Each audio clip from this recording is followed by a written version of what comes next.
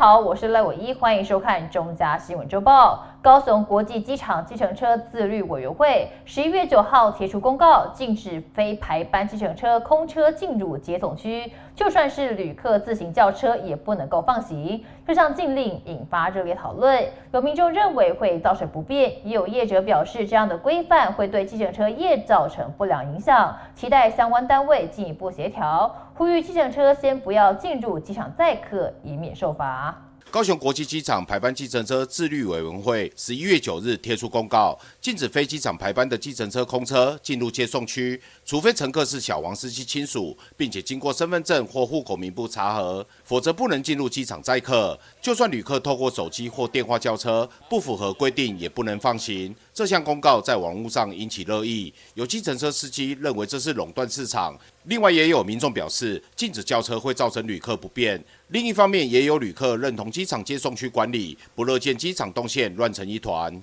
我觉得应该可以让自己叫车啊，因为现在就是在网络上，其实还蛮就是线上叫车，其实还蛮普遍的，对啊，所以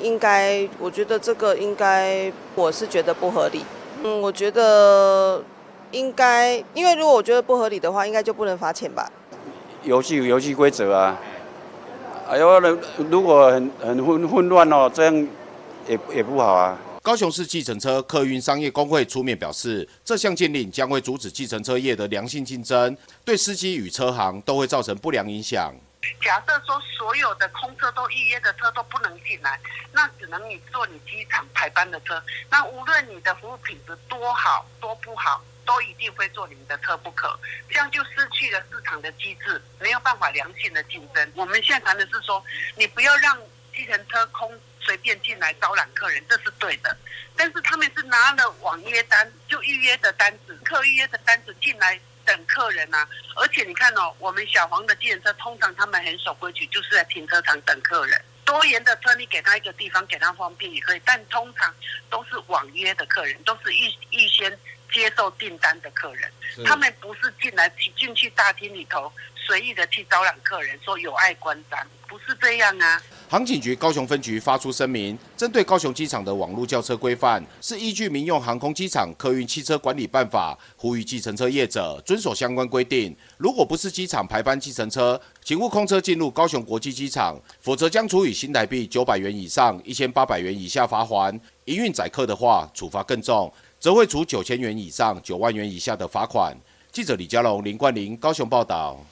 高雄大林埔迁村案进度缓慢，引发地方居民不满。在市政总质询首日，面对市议员郑光丰的询问，陈其迈首次松口，表示中央正展开环评作业，以及内政部都市计划变更，快的话1年完成相关作业，即可启动拆迁补偿程序。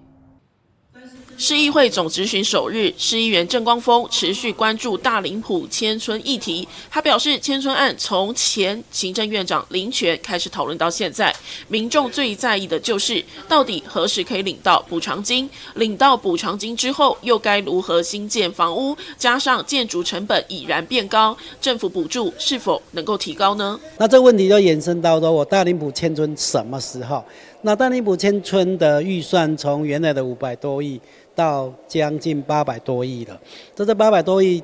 居民又在一个问题是，到底要不要迁？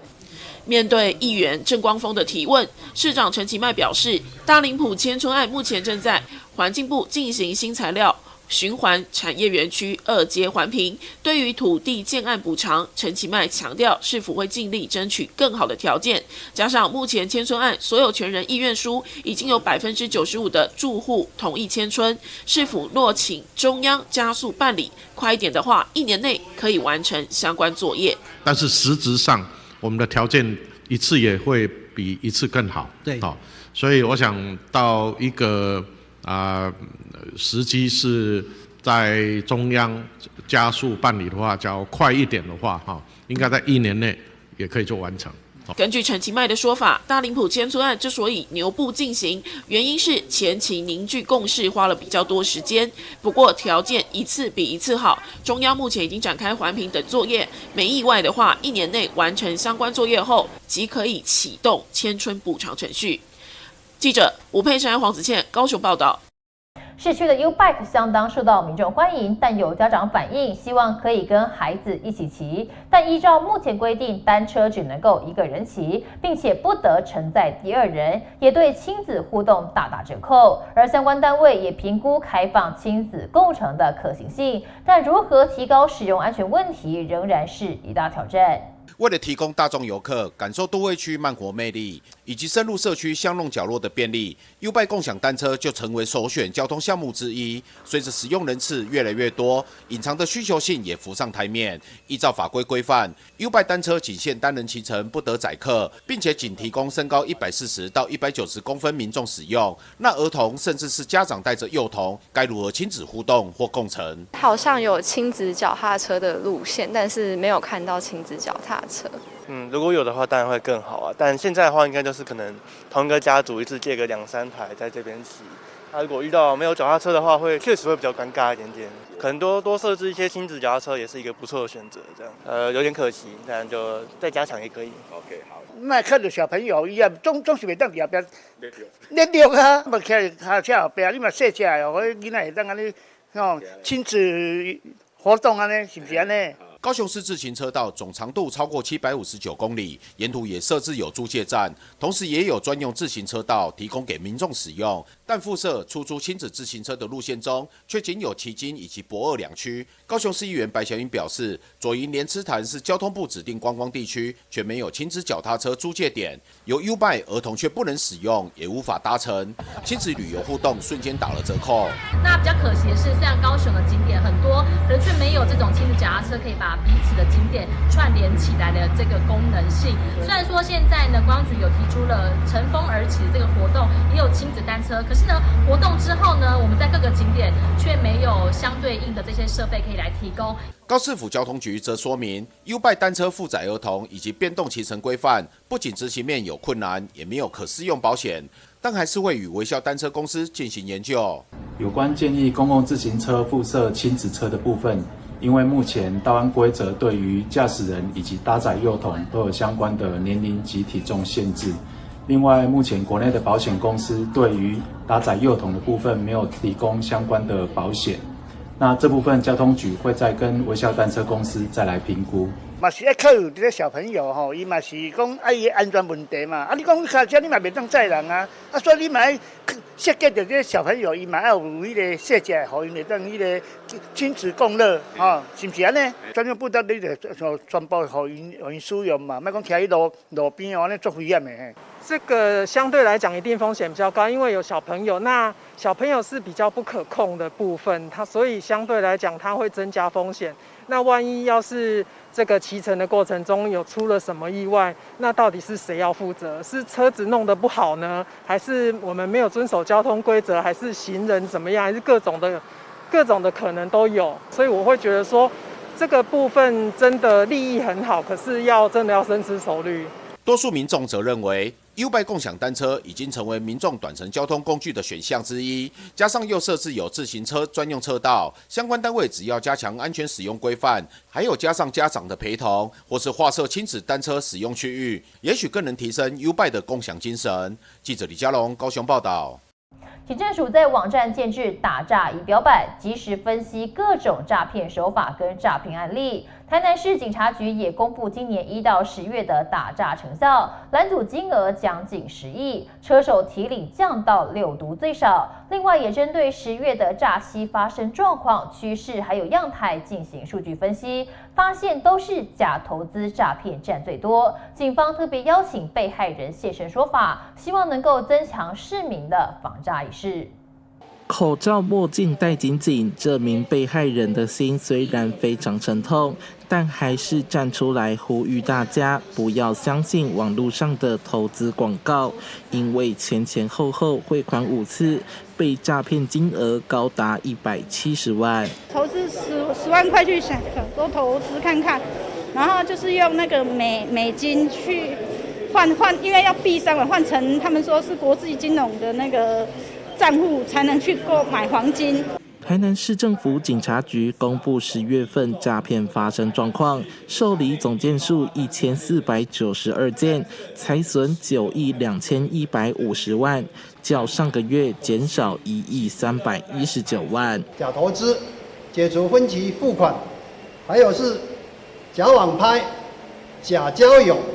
还有是假中奖，这总共这5项呢，占总数的大概是有61%，61.7%。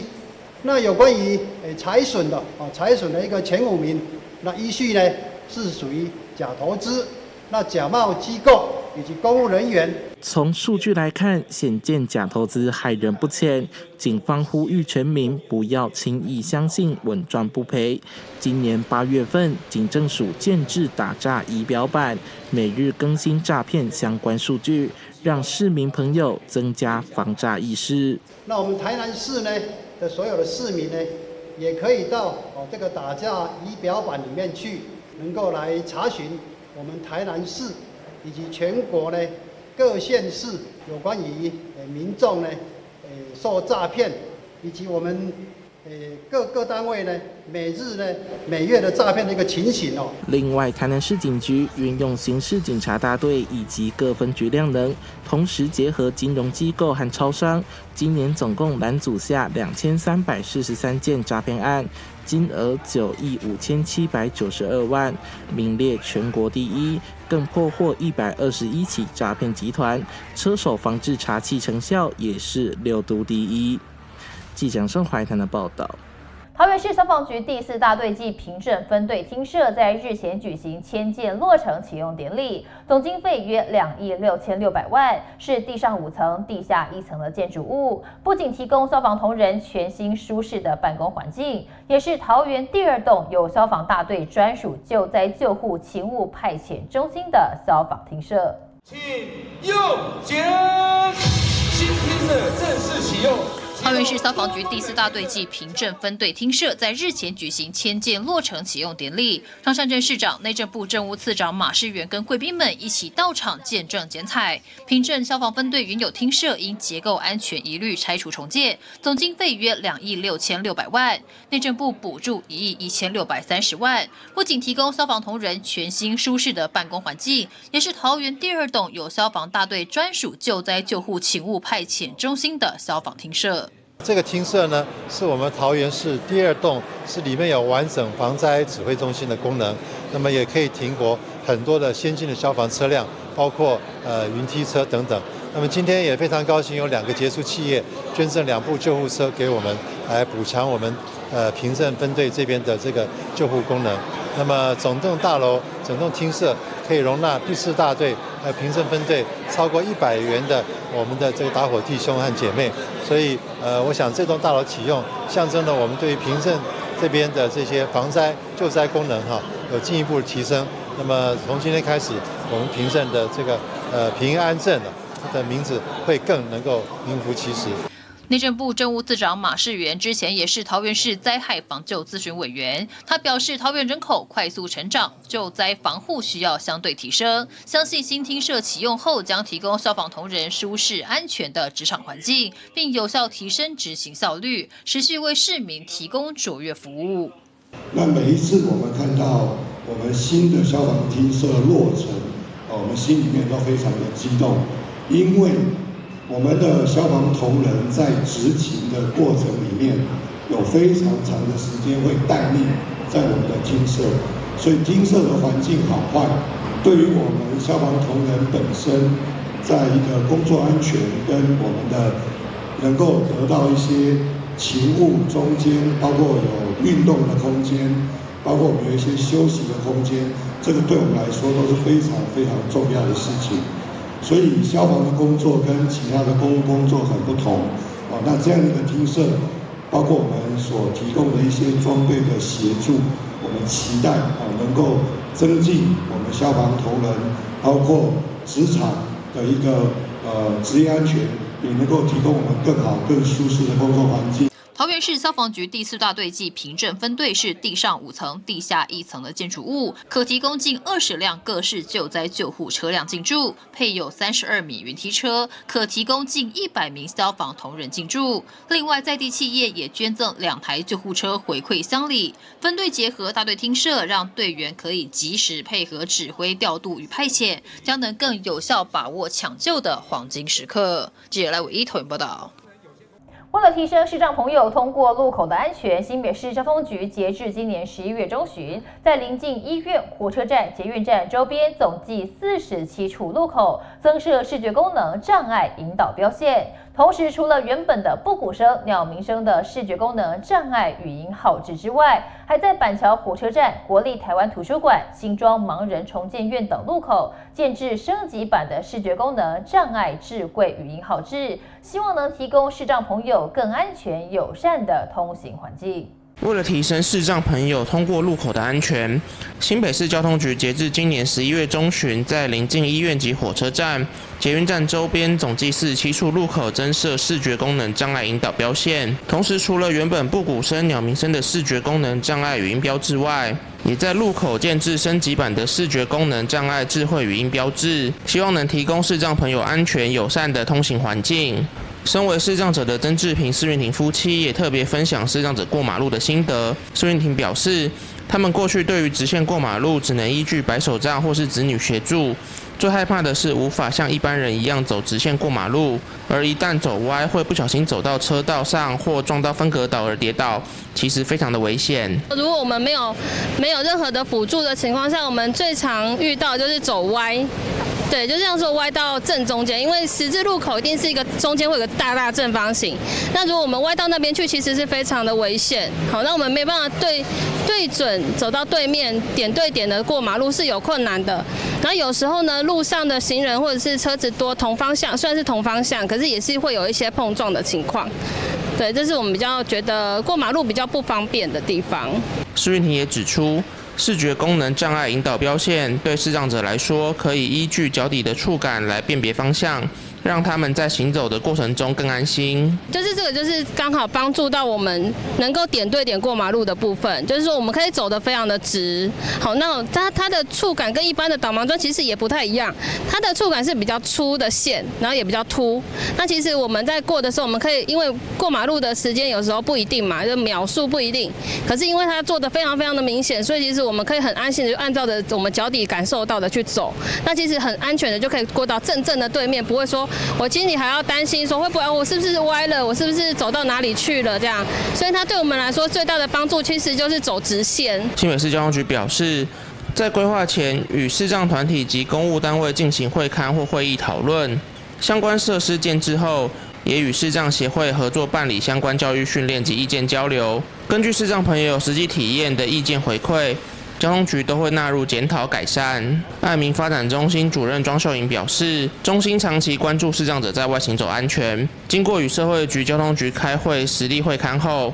在新北市重要路口建置升级版的视觉功能障碍智慧语音标志，希望让视障者族群外出都能安全穿越马路。那新北市爱民发展中心呢，我们长期都很关心视觉障碍者在外面行走的安全。那在会议中呢，也有提到说，在我们视障者行走的时候呢，穿越过马路其实很容易歪斜有危险。那经过呢新北市政府社会局的重视，与交通局共同在我们的一些相关的场地做会勘之后呢，那就慢慢的有来划设我们的视障引导标线了。那也就是大家现在目前在我们的路口可以看到的，我们的斑马线的上面会有3条直线的线，那可以让我们的视障者在行走的时候呢，就比较不会歪斜发生危险。设置的区域呢，大部分都是在各大捷运站的通行路口，或者是社会住宅这些人口比较密集、大家比较经常会使用到的大众运输邻近的一些设施的附近来做一个设置。新北市交通局也指出，交通部与内政部已于今年7月修订《道路交通标志标线号志设置规则》，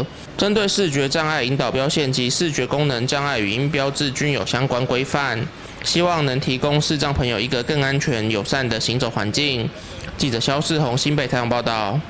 台北市婴幼儿物资交流中心的免费玩具借还服务，长期以来受到民众喜爱。平均每年可以借出39830件的玩具给2642组育儿家庭。今天台北市社会局跟台湾玩具图书馆协会研议更名为台北玩具转运站，馆内的空间更加宽敞明亮，并且增设玩具交换、玩具门诊等，更加传达永续精神的服务。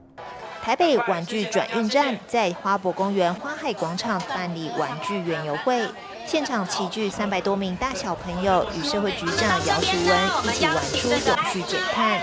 多个游戏摊位让孩子用玩具车及轨道游戏学习认知及手眼协调，并让孩子学习以正确的方式进行玩具的回收整理。本来就参加他们的玩具购的活动这样子，对，想说他们来玩这样子。图书馆就是他们觉得说有些玩具可以交换，家里有点还不错，就是让他知道什么叫排队啊，然后懂得这些秩序这样子。因为今天天气还蛮好的，然后想带他们出来晒晒太阳，然后知道这个活动，然后就来这边玩玩具。我们家的玩具也都是互相留用的，就是跟别人会交换玩，所以也不用一直帮他们买新玩具，因为他们玩具都是阶段性的。其实我们玩具里面有没有小飞机啊？有，小飞机飞啊飞啊，受伤了。请问玩具受伤了要怎么办？好，那我们受伤了，你自己修吗？那可不可以送到玩具这边来的那个玩具转运站来给他们修？我们台北市啊，我们对于很多家庭，我们有好多的玩具，爸爸有时候喜欢买一堆给小朋友玩，妈妈也觉得好棒好棒。结果呢，家里的玩具一堆，有没有比你还高啊？有吗？有啊，太多了。所以呢，台北市我们这里原来有个叫做婴幼儿支援物资交流中心，名字太长了哈，小朋友记不住，下次就跟爸爸妈妈讲，我们去什么玩具转运站，今天正式更名台北玩具转运站，所以下次就可以知道了，我的玩具可不可以跟别人来交换？可以送到玩具转运站，我们可以放到这边来。然后呢，你可能也可以看到其他人的玩具，例如哇，这个都粘住了，好。然后呢，我们就可以看到这些玩具，其实我们可以跟他交换。那是不是一定都要买新的？不用哦，而且呢，我们大哥哥大姐姐会帮忙我们怎么样消毒、修干净，对不对？而且更棒的是，有时候他已经没有办法再修好了，那我们怎么办？丢垃圾桶。有点可惜我们更帮忙的是，我们把这些塑料把它怎么样集合起来，还可以再转制为更多有用的东西，更多很多可能还适合小朋友玩的玩具。所以呢，第一个我们要告诉小朋友的，小朋友可不可以节能省碳？答对了。不是只有家里的这个垃圾要分类之外，我们的玩具也可以用到一个最棒的时候。所以呢，我们希望玩具转运站可以带给小朋友有更多，我们要爱惜我们自己的玩具，我们也要怎么样跟别人来分享。那另外，我们不一定都要买新的，我们也可以到玩具转运站找到自己好的玩具。所以呢，台北市现在我们一年至少有4万个这个来这个交换的这个物资，但是呢，我们目前大概只有3000个家庭来做这样的长期的交换。未来要不要更多？找邻居你的这个哥哥妹妹，还有找我们的朋友，以后一起去玩具转运站逛一逛，好不好？台北玩具转运站由台北市婴幼儿物资交流中心更名而来，免费玩具借还服务长期以来受到民众的喜爱，平均每年可以借出39830件玩具给2642组育儿家庭。今年中开始试办的玩具交换服务，截至10月底累计已交换2785件玩具，累计达7660公斤的减碳量，相当于为地球种下600棵树木。我们原本叫做台北市婴幼儿物资交流中心，一直以来呢，都是让台北这个育儿家庭可以免费的借用玩具回到家里面去玩，就不用买很多的玩具这样子。那今年呢，我们这个母会叫做台湾玩具图书馆协会进来承办这样子的一个专案。那因为我们玩具图书馆协会一直以来都是全世界唯一的大规模的玩具再生系统，我们回收很多民众的玩具，然后把它整理过后以后分配到全国各个有需要的地方，一年可以回收50公吨的二手玩具，甚至是到海外各个地方去。所以呢，当我们今年就是承接下这个任务以后，我们把它做一个更新。我们现在呢和社会局合作打造了这个新的叫做台北玩具转运站，就是带着玩具去旅行的这个概念，让所有的家庭呢都进来响应这个循环再利用共享的这个资源。所以呢，未来民众不只是在原本我们可以租借玩具、借还玩具以外，我们也可以做玩具的交换、玩具的捐赠，以及我们也会用巡回的方式巡回台北市的12个育儿友善园，都可以有玩具交换的活动。希望未来啦，大家都是可以减少买玩具，可以不断的再利用，然后慢慢的去培养成以使用取代购买这样的习惯，就是不但让我们的孩子可以一直有新玩具玩，然后也可以一起爱护这个地球。我们今天呢，就是由我们12个育儿友善园都来共襄盛举，带着大家小朋友来认识。我们把整个活动化身为一个大车站，可以去呼应到玩具转运站这样的一个新名称，然后去看看我们来停车啊，认识交通号志等等的活动，然后也有我们的这个玩具循环的这个核心的这个理念。所以呢，今天我们现场可以交换玩具，可以捐赠玩具，也可以一起来修玩具、拆玩具，认识到玩具的结构，玩具怎么样再造。台北玩具转运站更名后，会员权益不变，并增设玩具交换、玩具门诊服务，号召育儿家庭透过交换、响应，以使用取代购买玩具，一起玩出快乐童年，更玩出永续未来。记者翁俊台北报道。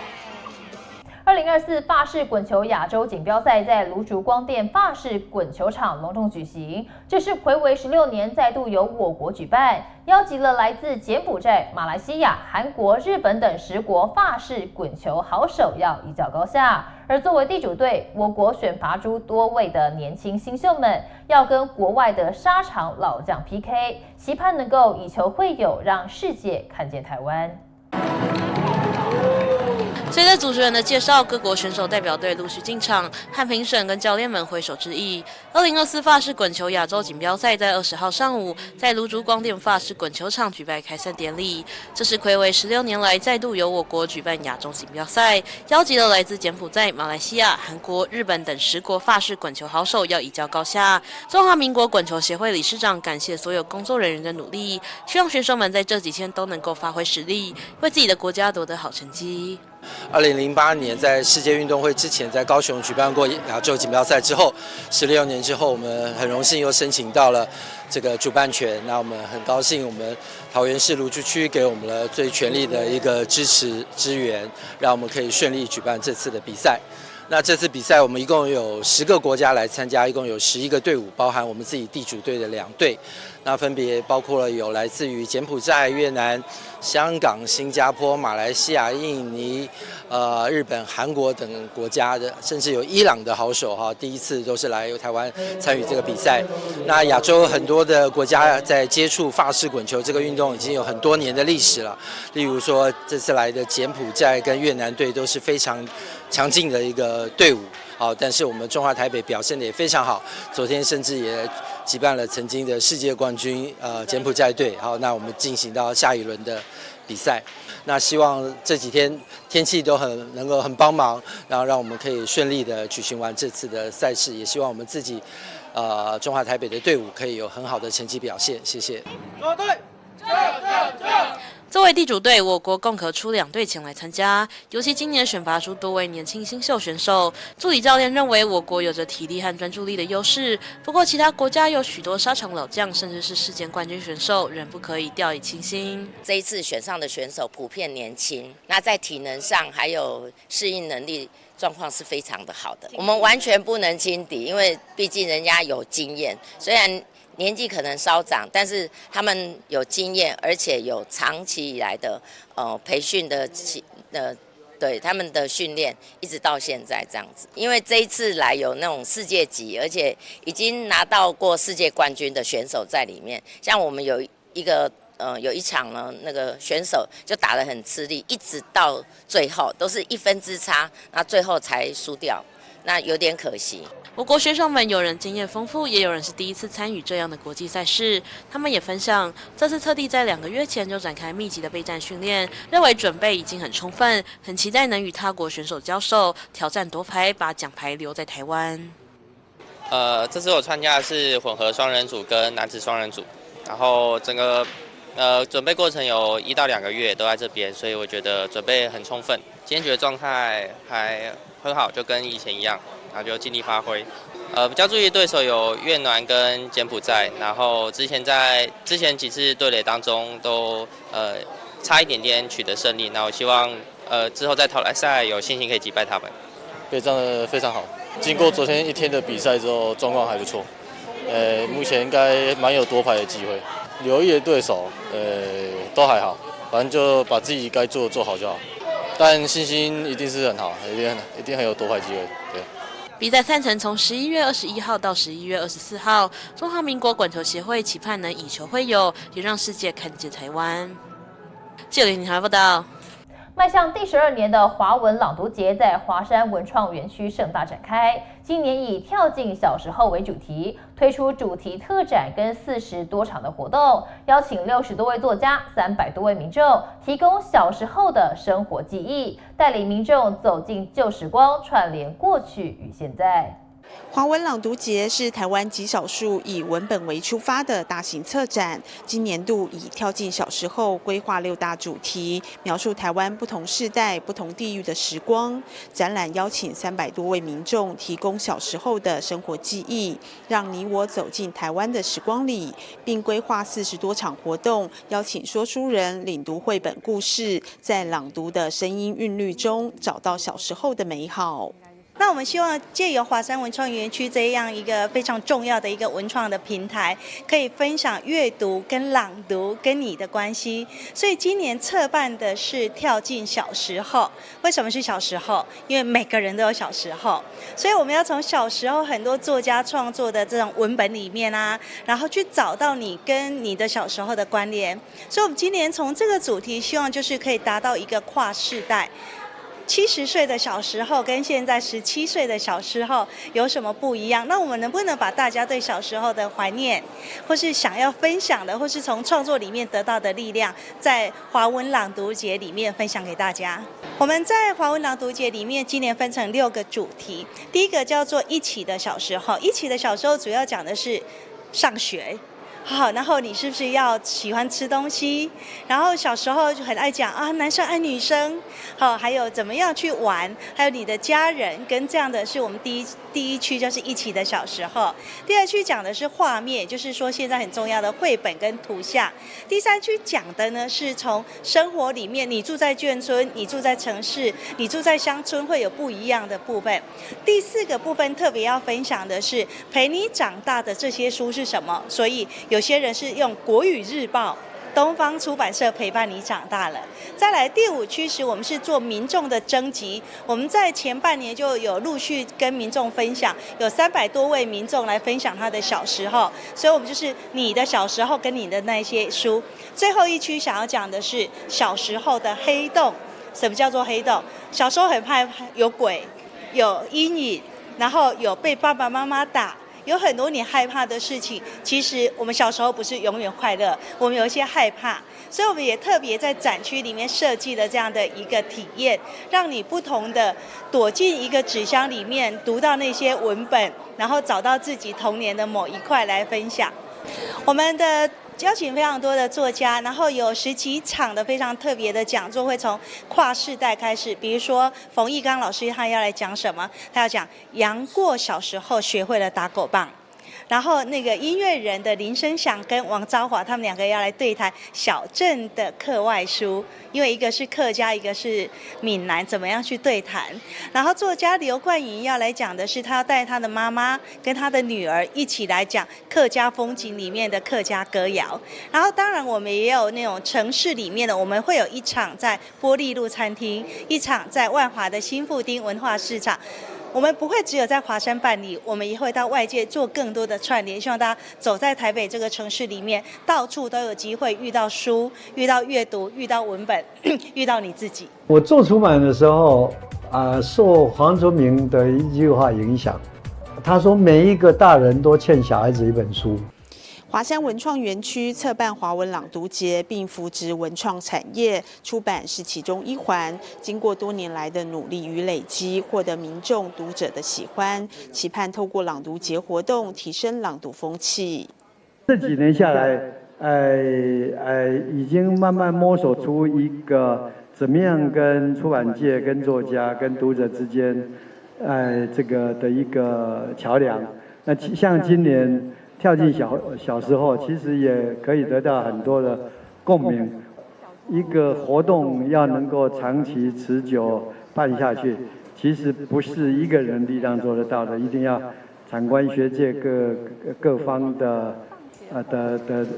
特别是消费大众、读者的喜欢。所以我希望我们所有办的展览或者这个这几天的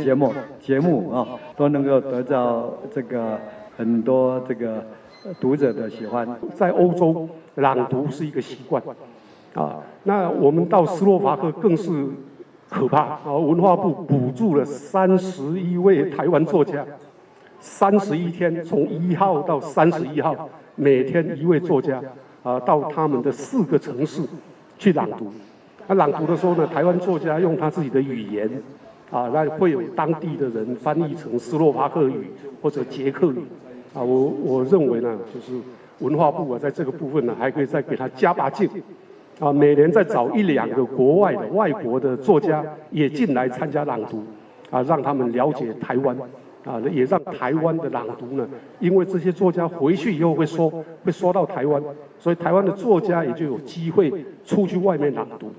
展览特别向收藏家、商界提供超过60本绝版童书。记者会中，立委陈培瑜特别感谢华山文创园区董事长王荣文，推动单本绘本，打破整套购买限制，让绘本更加普及。我自始至终都很希望有一天可以亲口谢谢王荣文先生做出这个决定。虽然那时候我已经很大了，但是我可以想象在30多年前，有一个人愿意拿超多的钱出来，逐本的选书，逐本的翻译，然后但却没有办法逐本像套书有这么高的利润的时候，如果没有当年王先生那个决定，我认为台湾的绘本单本风气可能还要再等个 maybe 10年。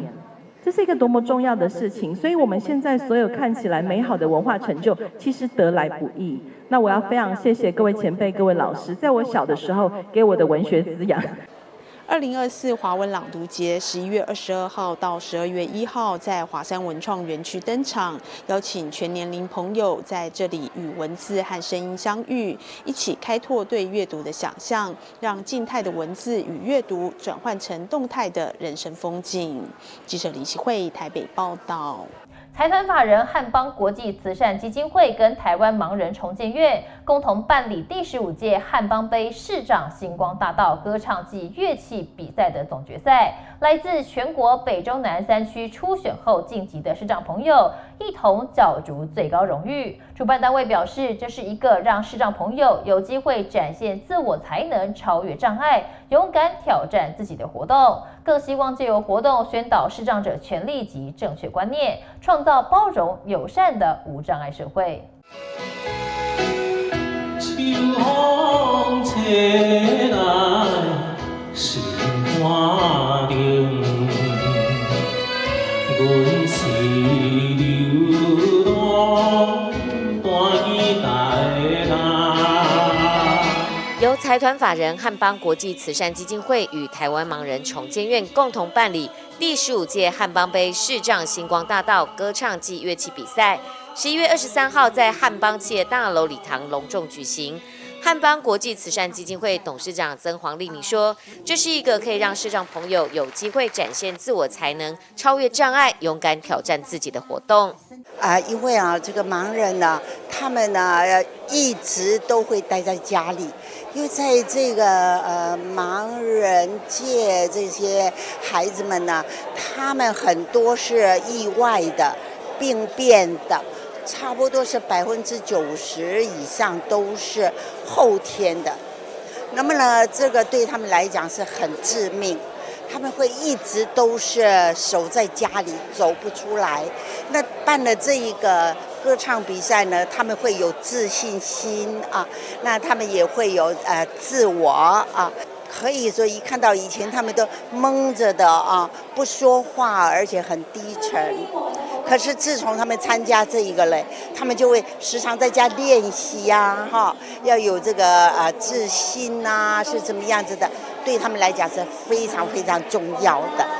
台湾盲人重建院董事长曾汉林致辞时也表示，重建院一直以来帮助后天失明的视障者提供生活重建和职业重建，也希望盲人朋友也能够培养自己的兴趣。重建院也有开办才艺班，欢迎大家踊跃的来参加。这个视障歌唱比赛还有乐器比赛的一个目的，其实还是鼓励视障者能够走出家里。然后就有，因为90%是后天失明的好朋友，我说视障者。那在失明之前，视力不好之前，该有的兴趣，其实在视力不好之后，还是可以继续的。所以我们在北中南都有开设很多音乐班，也是免费可以提供给好朋友普通时候来练习。因为很多学生跟我讲说，如果练习有个目标，好，比如说比赛。大家会愿意更投入。这个虽然名义上一个比赛，可是我们的出发点还是希望建立一个平台，让爱好音乐不管是乐器或唱歌的视障者好朋友，能够在这里多结识一些同好。这个兴趣有更多人一起参与和分享，应该会更快乐。参加决赛的朋友是经过北中南激烈的初赛中脱颖而出，参赛者个个盛装打扮，还有许多亲友团组团参加，气氛相当的热烈。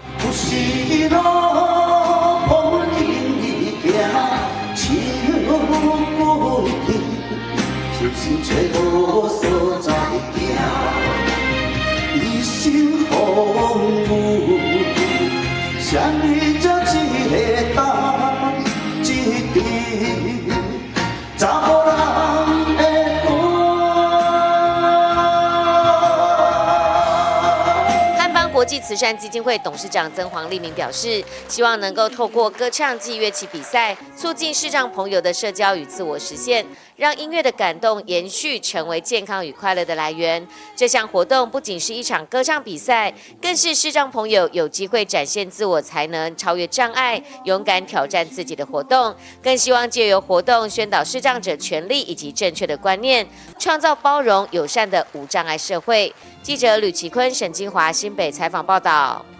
2024石构筑展览以无平行为主题，汇集台湾建筑界优秀的19件作品，展现从2022年到2024年间完工的台湾建筑，深刻探讨建筑在现代社会中的多元面貌。每年的石构筑展览聚焦近年台湾建筑界的杰作，一件件展品都代表了建筑师、业主及施工单位在应对各种挑战时独特视角和创新思维。策展团队希望引领观众思考建筑如何在不同的时空背景中形成多样化的建筑景观。这次策展主题叫无平行，其实就是要揭露建筑人的或者建筑领域的这些平行宇宙，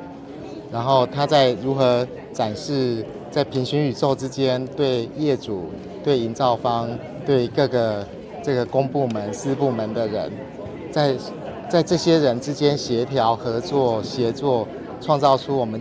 对建筑的想象。建筑跟政治其实有很多雷同的部分，因为他们都是要面对公共，很多的平行总是会创造出一个交汇。政治的领域或者是建筑的领域，我们就是要透过共创，让台湾更好，然后建筑透过设计，让人的生活更美好。当中除了精选台湾各地及台南的建筑案例，也深入探讨树木与建筑之间的共生关系，透过这些作品展现台湾在地文化与自然环境的融合创新。在2024年台湾设计展中，主展区之一的西市场就是例子。那我们也可以从这个西市场的建筑看得出来，当时在日治时期的这个市场结构跟现在的我们很多的市场结构是有一些变化的，也有一些不同。但是呢，它最重要的就是我们生活其中的所有的市民朋友跟我们所有的住民都能够在建筑的美学里面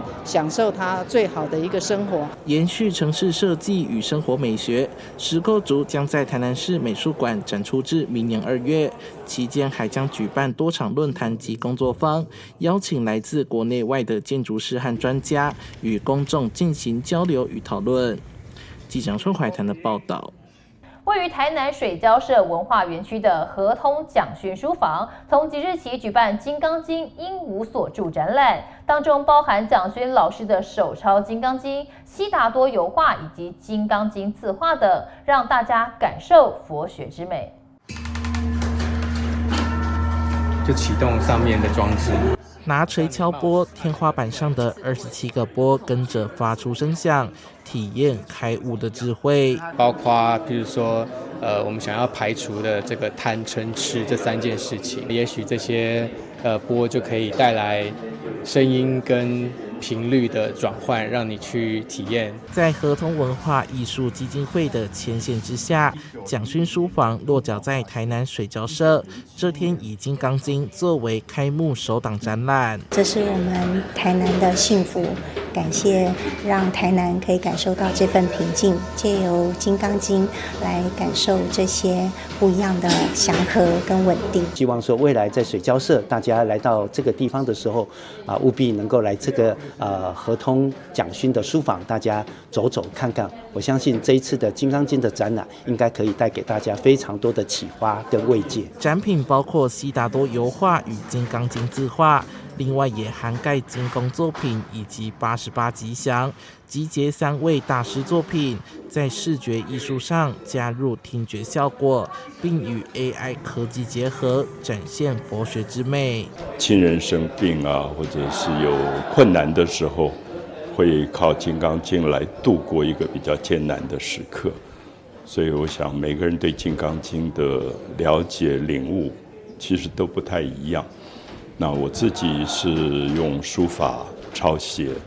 那父亲过世的时候，我为他抄了一卷《金刚经》。其中最特别的是这卷8公尺的《金刚经》，是蒋勋在父亲逝世后所发心抄写，不曾展出过。他说，每个人对《金刚经》有不同的领悟，借由展览，希望让大家对生活能时时怡情养性。记者陈怀谈的报道。台南市和顺国小今年5月跟日本山口县宇部市小野小学校进行校际视讯交流，分享双方校园的点点滴滴后，11月再度展开交流，针对食农教育进行心得分享，甚至还谈到种植时遭遇到的虫虫危机，利用辣椒水除虫害等难得的经验。和顺国小6年级的学生在彩金文教基金会的经费补助下，持续进行科技创新、永续教育推广，再次与日本小野小学校的师生进行视讯交流，分享这学期在学校种菜头的心得，更进一步从田园种植分享到餐桌料理上。白萝卜切碎，步骤2，打入蛋、盐、白胡椒粉。这几次交流，我们了解到了台湾和日本的文化。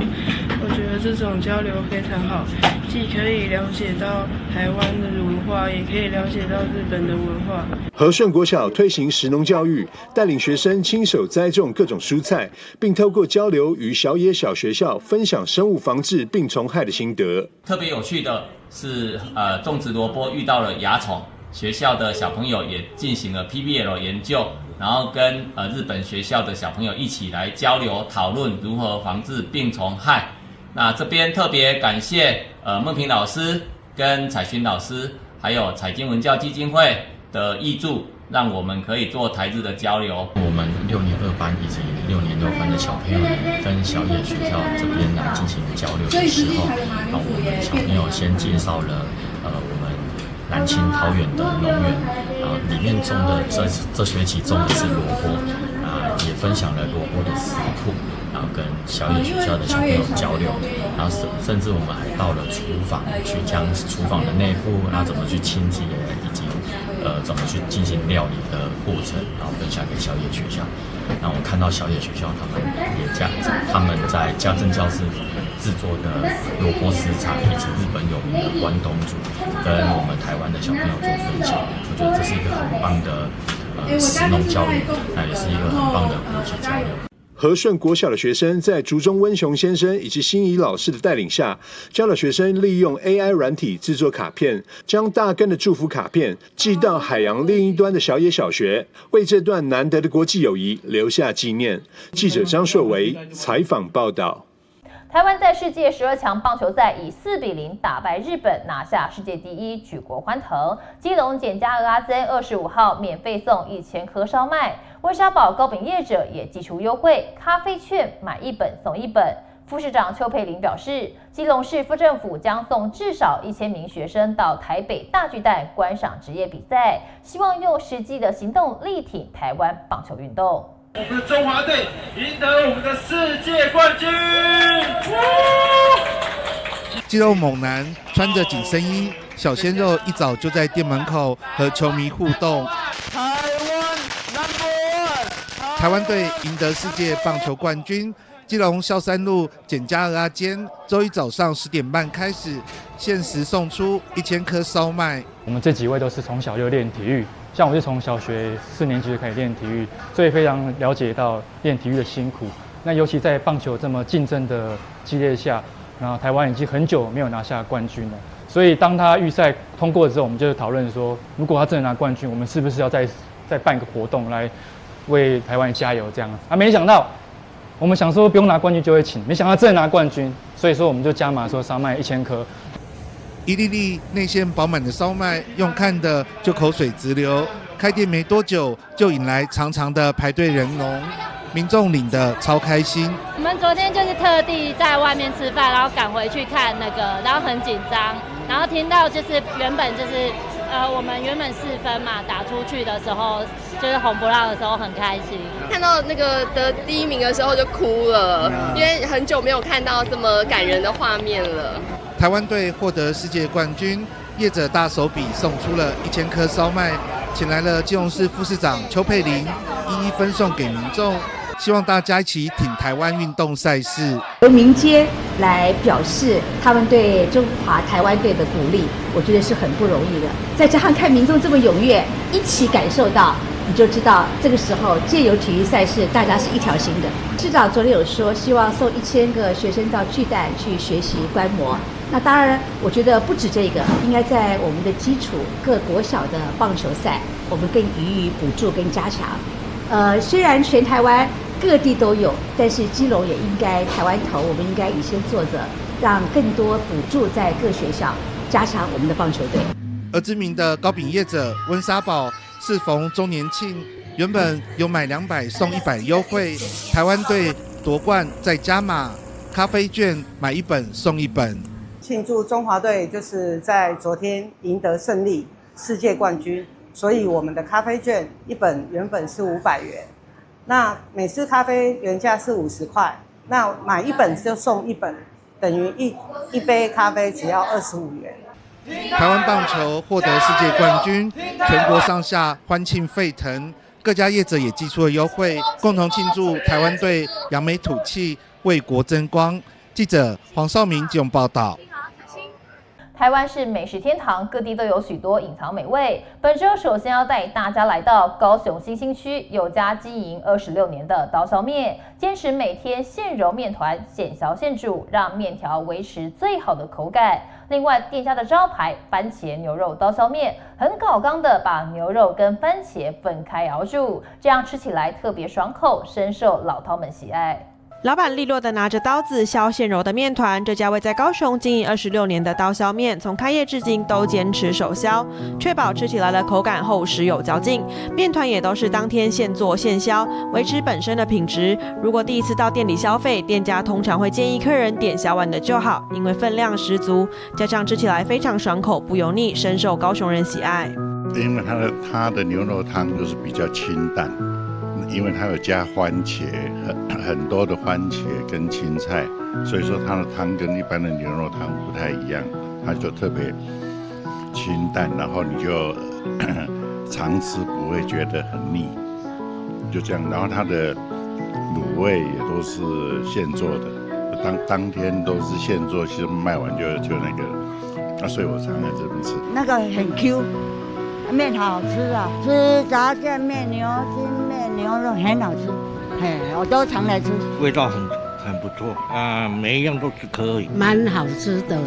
他们的牛肉面也好吃。哎呀，牛肉不错汤汁的话够浓啊。每天其实就是备料，早上来店里面备料的时候，就是我现场就是揉面团，然后揉面团就是营业的时候就是由我去手工削面。对，因为手工削跟机器削的差别是在于说，手削出来的面条的面体，每一条面条的棱角不一样，吃起来口感也会吃起来比较有扎实感。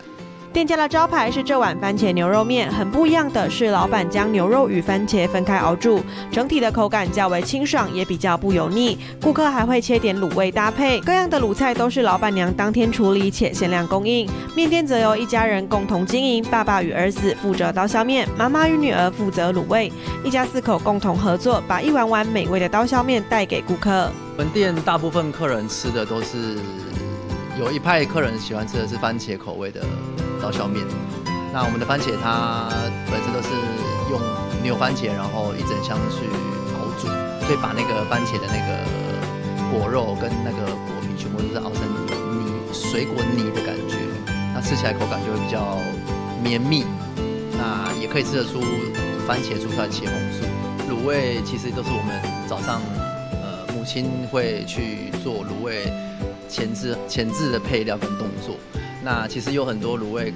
的部分，客人也都很喜欢。分量足够，加上店家坚持手做，让每一碗刀削面都维持最好的口感。再来点店家自制的卤味，非常满足的一餐。店家用心的经营，让许多饕客每周报到好几次。记者潘志光、陈英君高雄报道。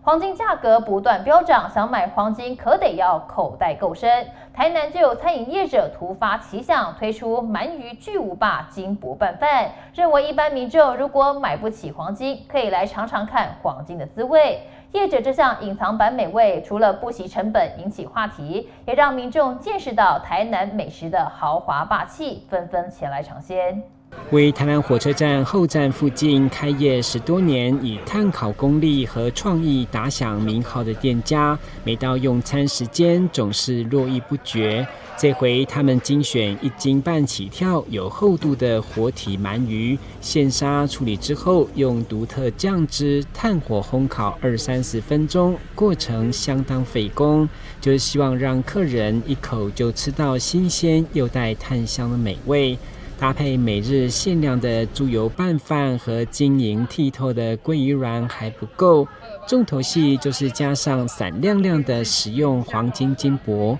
，6至8人份，超豪华霸气，视觉上更是一大震撼。